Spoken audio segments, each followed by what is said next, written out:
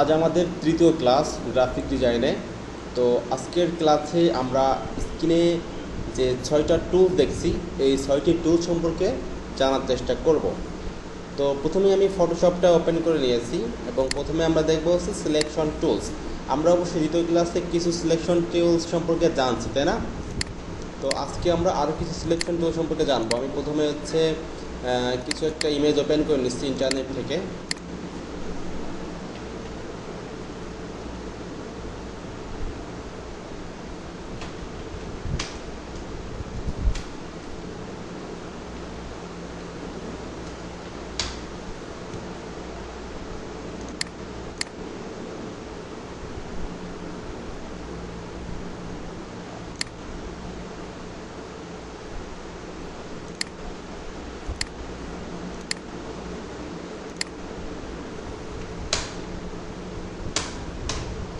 এই যে ইমেজটা হচ্ছে আমরা ওপেন করে নিলাম, এই ইমেজটাকে আমরা হচ্ছে প্রথম ক্লাসে আমরা এই সিলেকশন টুল সম্পর্কে জানছি, তাই না?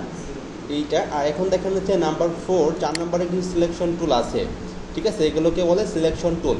প্রথমটা রয়েছে অবজেক্ট সিলেকশন টুল। আমি এখানে প্রেস করি, আমি হচ্ছে এটা এভাবে সিলেক্ট করার পর আমি যদি ছেড়ে দিই তাহলে আমার শুধুমাত্র দেখেন এইটুকু সিলেক্ট হচ্ছে, দেখছেন? ম্যাজিকের মতো শুধুমাত্র অবজেক্টটাকে সে সিলেক্ট করবে। যদি হচ্ছে আমি চাই যে শুধুমাত্র এর আইটা সিলেক্ট করবো, আমি এখান থেকে আচ্ছা যে সিলেক্ট করে দিলাম, এই যে আমি এইটুকু সিলেক্ট করে দিলাম, দেখেন শুধু এইটুকু সিলেক্ট হয়ে গেল। অবজেক্ট সিলেকশন টুল হচ্ছে এটা, ঠিক আছে?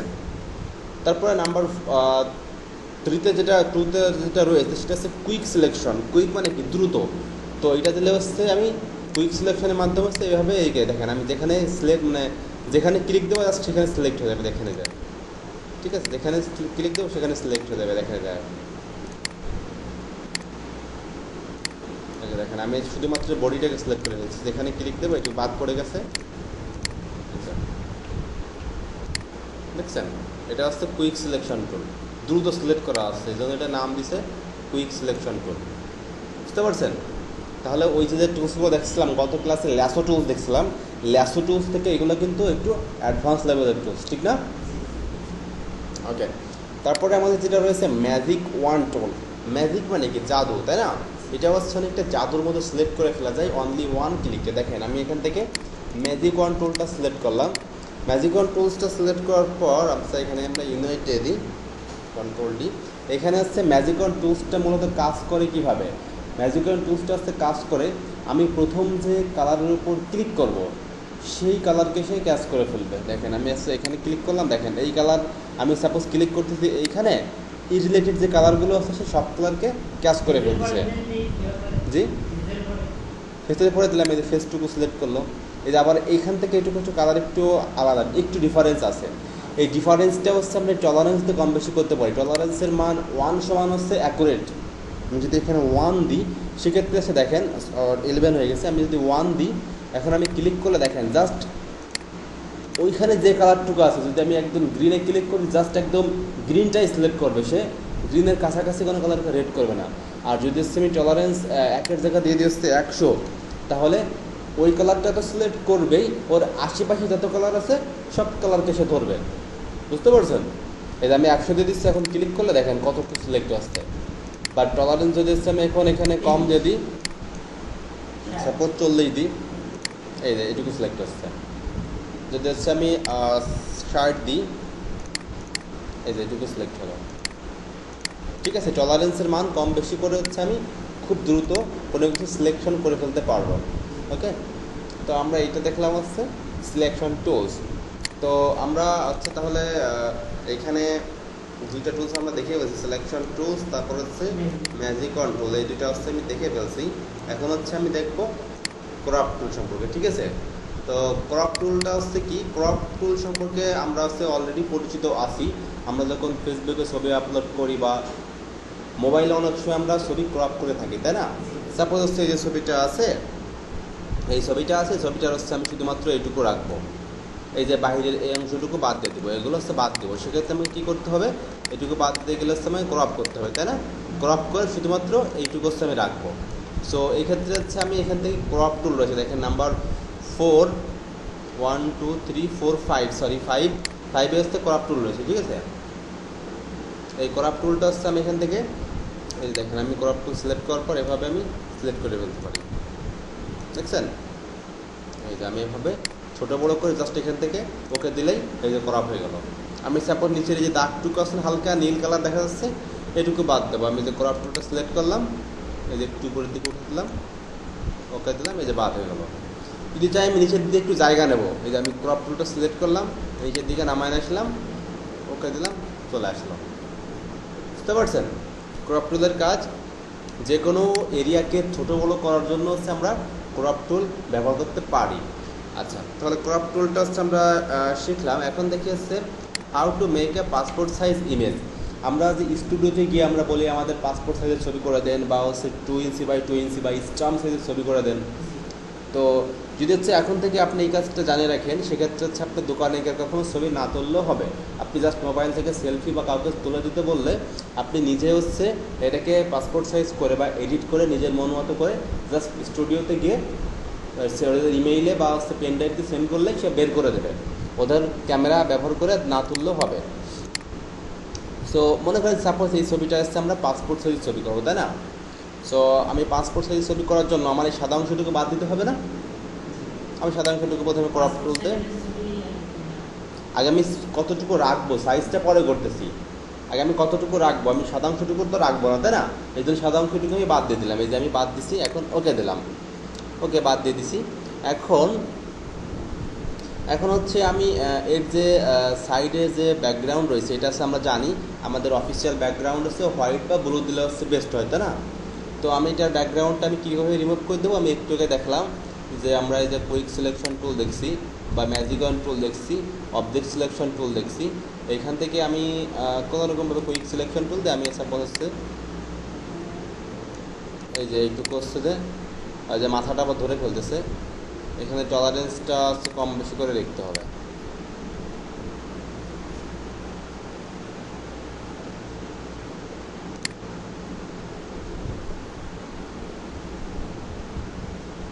মনে করেন সাপোজ হচ্ছে এ হচ্ছে আমাদের সিলেকশন, আমি এটুকু ডিলিট করে দিলাম।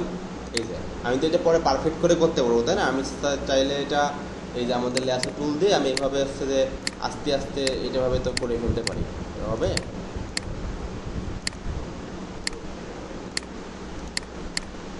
আমি একটু সময় নিচ্ছি না, আমি দ্রুত করে ফেলছি। সময় নিলে ডিজাইন ছবিটা প্রফেশনালি হয়ে যাবে। জাস্ট আমি হচ্ছে যে কান কাটা আছে,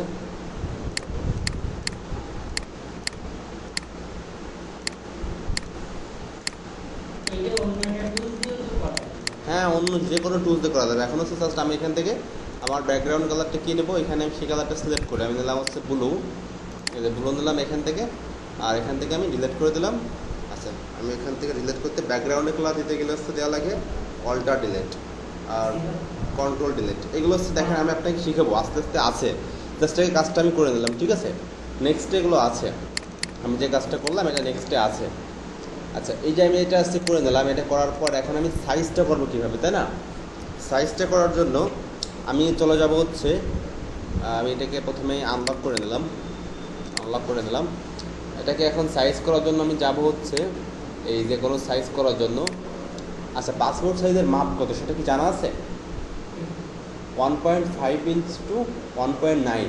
যদি হচ্ছে আপনার এগুলো জানা না থাকে জাস্ট আপনি গুগলকে জিজ্ঞাসা করলে সে বলে দিবে। তো দেখেন আপনি লেখেন যে ইন্টারন্যাশনাল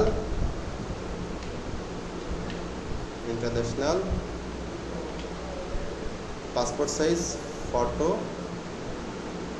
ইন ইঞ্চি, এখানে দেখাচ্ছে 2 ইঞ্চি বাই 2 ইঞ্চি দেখাচ্ছে, বাট আমরা হচ্ছে 1.5 আর 1.9 রাখি। ও এখানে পাসপোর্ট সাইজ দেখাচ্ছে, মানে হচ্ছে পাসপোর্টের জন্য আমাদের 2 ইঞ্চি বাই 2 ইঞ্চি লাগে, ঠিক আছে? সেটা দেখাচ্ছে একটু।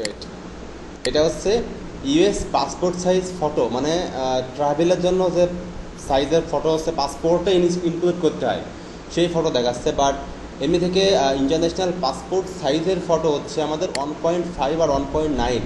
তো আমরা সেই সাইজটা এখান থেকে কী করে করবো, আমরা প্রথমে যাবো হচ্ছে ইমেজ থেকে আসার পর আমরা যাব ইমেজ সাইজ, ঠিক আছে? দেখেন এখানে লেখা আছে ইমেজ সাইজ। এই সাইজে আসার পর হচ্ছে আমি এখান থেকে এখানে ওয়াইডে দেওয়া রয়েছে কত 5.361 ইঞ্চি, আমরা এখানে দেবো হচ্ছে 1.5 ইঞ্চি। তো এখানে একটা বিষয় লক্ষণীয়, সেটা হচ্ছে দেখেন এখানে একটা অনুপাত আছে, ঠিক আছে? এই অনুপাতটা যদি আমি এখানে ক্লিক করে রেখে দিই, এখানে যদি আমি ক্লিক করে রেখে দিই, এখন ক্লিক করা নাই, যদি আমি ক্লিক করে রেখে দিই তাহলে যদি আমি হাইট বাড়াই ওয়াইডও বাড়বে, ঠিক আছে। যদি ওয়াইড বাড়াই হাইটও বাড়বে, আবার হাইট বাড়াইলে ওয়াইডও বাড়বে, মানে এটির সাথে একটা অনুপাত, যে এটা যদি 2 ইঞ্চি হয় এটা 4 ইঞ্চি হবে। সাপোজ হচ্ছে দেখেন, আমি এটা ছাড়া আমি জিনিসটা বোঝানোর জন্য বললাম, এখানে আমি 5 দিলাম আর এখানে দিলাম হচ্ছে 10। এখন হচ্ছে সাপোজ হচ্ছে অনুপাতটা আমি করে দিচ্ছি, ঠিক আছে। দেখেন এখন আমি যদি এখানে 10 দিয়ে দিই, দেখেন এটাও অটোমেটিক 10 হয়ে গেছে, দেখছেন? এই যে মানে এটা যা দেবো এটার সাথে এর অনুপাতটা তাই হয়ে যাবে। সো আমি এখান থেকে এই হাইটটা হচ্ছে অনুপাতটা সে তুলে দেবো। তুলে দেওয়ার পর এখন হচ্ছে আমি ওয়াইডে লিখে দিব হচ্ছে 1.5, আর ওয়াইড হচ্ছে 1.5 আর হাইট হচ্ছে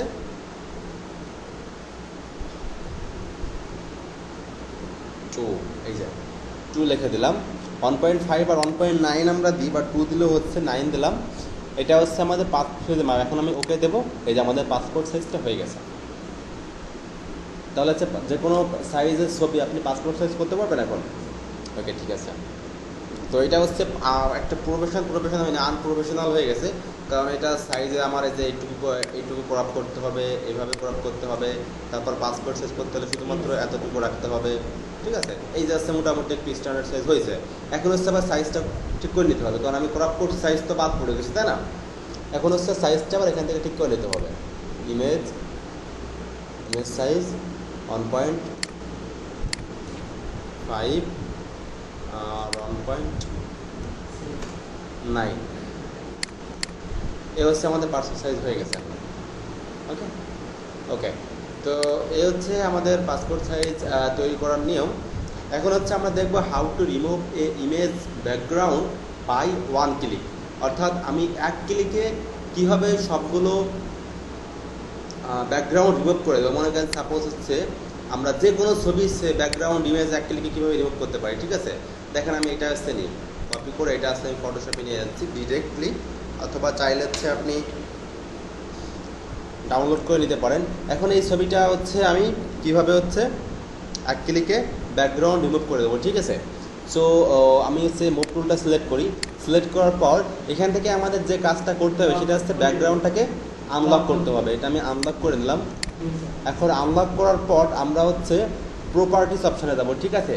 এখান থেকে আমরা প্রপার্টিস অপশানে যাব। প্রপার্টিস অপশান যদি এখানে প্রপার্টিস অপশান রয়েছে, যদি আপনার প্রপার্টিস অপশানটা না থাকে সেক্ষেত্রে উইন্ডোতে ক্লিক করে এখান থেকে এই প্রপার্টিসটাতে চেকমার্ক করলে এখানে প্রপার্টিস অপশান চলে আসবে, ঠিক আছে। প্রপার্টিস অপশান চলে আসছে। প্রপার্টিস অপশান আসার পর এটা নিচের দিকে চলে আসে, দেখতে পারবেন যে এখানে লেখা আছে রিমুভ ব্যাকগ্রাউন্ড, ঠিক না। আমি রিমুভ ব্যাকগ্রাউন্ডে ক্লিক করব, দেখতে পাবেন যে 1 ক্লিকে সব ব্যাকগ্রাউন্ডটা চলে যাবে একদম ম্যাজিকের মতো। এটা জাস্ট ওয়েট করতে হবে, ফটোশপ একা একা কাজ করতেছে। এখানে দেখেন একদম ব্যাকগ্রাউন্ডটা চলে গেছে না, একদম অ্যাকুরেটভাবে চলে গেছে না। তো আমরা হচ্ছে এইভাবে যে কোনো ইমেজের ব্যাকগ্রাউন্ড খুব দ্রুত রিমুভ করে ফেলতে পারি। শুধু এই ইমেজ না, যে কোনো ইমেজ যেখানে যে কালার থাক কোনো প্রবলেম নাই। এই যে আমি হচ্ছে যে কোনো ইমেজ, সাপোজ যদি চাই যে এই ইমেজটার ব্যাকগ্রাউন্ড রিমুভ করে ফেলবো, আমি কপি করে নিয়ে আসি, আবারও সেম নিয়ম। এই যেটা লক আচ্ছা আনলক করা রয়েছে এখানে, আনলক করার পর এখান থেকে কুইক অ্যাকশান থেকে ব্যাকগ্রাউন্ড রিমুভ, এই ব্যাকগ্রাউন্ড রিমুভ করে নেবো, এখান থেকে অটোমেটিক ব্যাকগ্রাউন্ড রিমুভ হয়ে যাবে, দেখছেন। তো ম্যাজিকের মতো হচ্ছে আমরা এভাবে ব্যাকগ্রাউন্ড রিমুভ করে ফেলতে পারি।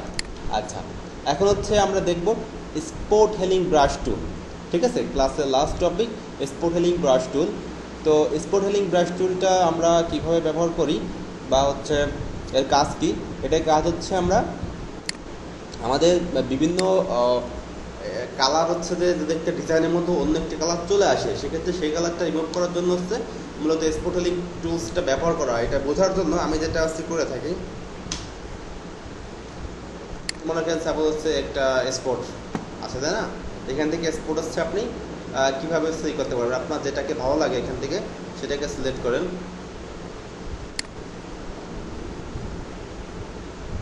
আমি একটু লার্জ সাইজের ইমেজ নিয়ে নিই যাতে আপনাদের বোঝাতে ভালো পারি। সাইজ থেকে সাইজ ইমেজ নিয়ে নিচ্ছি।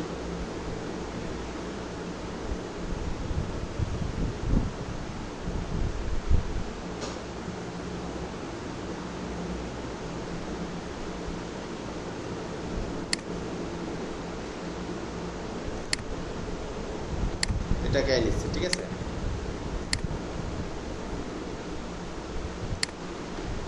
এই যে এই ইমেজটাতে কি মানে আমার যে কালারটা রয়েছে অ্যাকচুয়ালি যে স্কিনের কালার আছে তার ছাড়া হচ্ছে অন্য একটা কালার চলে আসছে, তাই না?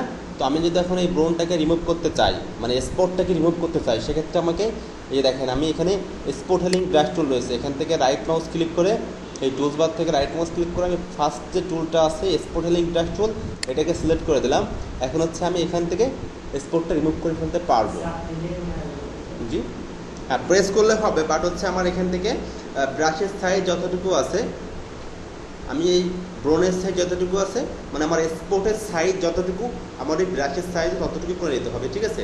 এক্ষেত্রে ব্রাশটা ছোটো বড়ো করার জন্য হচ্ছে আমরা কিবোর্ড থেকে সেকেন্ড ব্র্যাকেট এবং সেকেন্ড ব্র্যাকেট স্টার্ট করলে হচ্ছে ছোটো হবে, আর সেকেন্ড ব্র্যাকেট ক্লোজ করলে হচ্ছে বড় হবে, ঠিক আছে। তো আমি হচ্ছে ব্রোনের সাইজে হচ্ছে যে স্পট হেলিং ব্রাশ টুলস আচ্ছা এই যে আমি সাইজ করে নিয়েছি এটার মতো। এখন জাস্ট আমি এখানে একটা ক্লিক করব, দেখেন আসছে ব্রোনের সাইজ দাগটা চলে গেছে, তাই না? এই যে আমি এখানে ক্লিক করলাম, চলে আসছে দাগটা। এটা যাচ্ছে মূলত কীভাবে, এটা কিন্তু এই আশেপাশে যে কালারটা আছে সেই কালারটা দিয়ে হচ্ছে সে এটা ফিল আপ করে দিচ্ছে, ঠিক আছে। দেখেন এই যে এখন হচ্ছে আর কোনো দাগ নাই, আর কোনো দাগ আছে নাই। এই যে এখানে একটু তিলের মধ্যে দেখা যাচ্ছে, ক্লিক করলাম, না এটা না। আচ্ছা, তো আমি দেখতে পেলেন যে আমি যে কোনোভাবে হচ্ছে এর স্পট হেলিং ব্রাশ টুলের সাহায্যে হচ্ছে আমি এই কাজটা করে ফেলতে পারলাম। তাহলে আজকের ক্লাসটা কি বুঝতে পারছেন? ওকে, ঠিক আছে। তাহলে এতটুকু বাসায় প্র্যাকটিস করেন। আর হোমওয়ার্ক হচ্ছে কি, হোমওয়ার্ক হচ্ছে যে এরকম একটা স্পটেলা ফেস হচ্ছে আপনি অনলাইন থেকে ডাউনলোড করবেন, ডাউনলোড করে সেটাকে পাসপোর্ট সাইজ করবেন, পাসপোর্ট সাইজতে করবেন এবং সেটার মুখে যে ব্রনটা আছে সেই ব্রনটা রিমুভ করে তারপরে সেন্ড করবেন। তাহলে একসাথে কী কাজ হচ্ছে, পাসপোর্ট সাইজ করতে হচ্ছে, পাসপোর্ট সাইজ করতে গেলে ব্যাকগ্রাউন্ডটা রিমুভ করতে হবে, সো তারপরে হচ্ছে স্পোর্টের দাগটা রিমুভ করতে হবে। সো একসাথে আপনার একটা কাজের মাধ্যমে আমার অনেকগুলো কাজই ব্যবহার করতে হচ্ছে। সো হোমওয়ার্ক ইজ একটা স্পোর্ট ফেসকে হচ্ছে নন স্পোর্ট করে সেটাকে সেট করবেন। ওকে ওকে, তাহলে আমি ক্লাস এখানে শেষ করি।